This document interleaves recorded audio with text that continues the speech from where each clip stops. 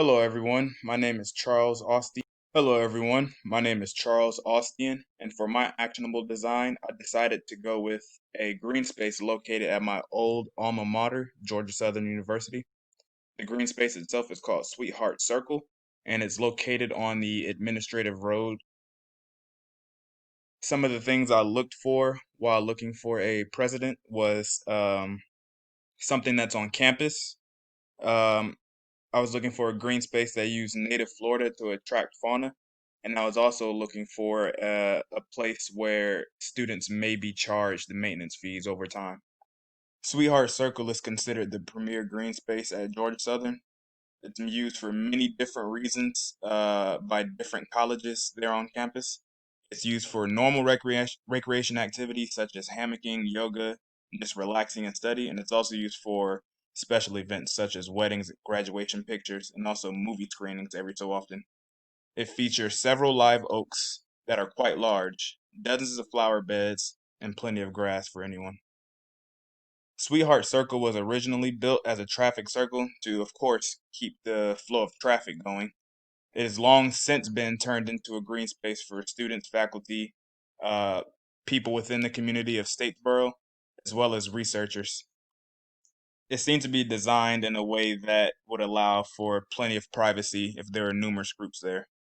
I couldn't really find much information regarding the budget or construction and maintenance of Sweetheart Circle. I just know from personal experience that it's maintained by the landscaping crew at Georgia Southern with input from the sustainability department. The features and amenities of Sweetheart Circle are few and quite simple. Sweetheart Circle houses plenty of native plants that attract various types of fauna, such as deer, ground nesting fauna, as well as raptors. It's also situated in the central part of campus, making it easy to access anywhere. In terms of the ecology, it houses several large live oak trees, dozens of flower beds, and a lot of grass. There are a few great infrastructures present. There is a singular brick walkway going straight through the green space. There's a flagpole at the center, and there are various lamps used for lighting the flower beds and increased safety at night.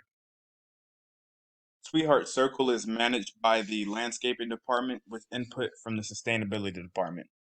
For personal experience, I know that researchers that come there must get administrative permission.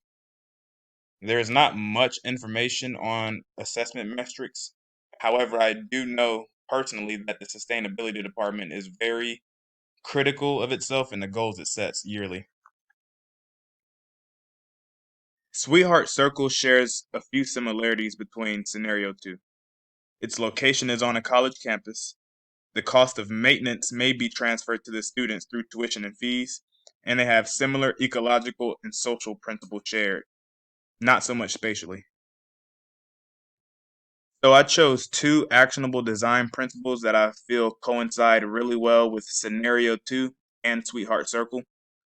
First is the green space must contribute to the health and quality of life for communities and people. Sweetheart Circle does just that. It's in a central location on campus, has a variety of uses, and anyone can use it. Second would be the green structure is a critical public investment that should be funded up front. As I said earlier in this presentation, the possibility of the maintenance and fees could be transferred onto the students through tuition and fees. And having that paid up front, the maintenance and the design would ensure that students don't have to bear that burden. They didn't necessarily ask for it to be built, so they shouldn't have to deal with the impacts of cost. Here are the list of references that I use for this PowerPoint. Thank you for listening to my presentation, and I hope you have a great weekend. Thank you.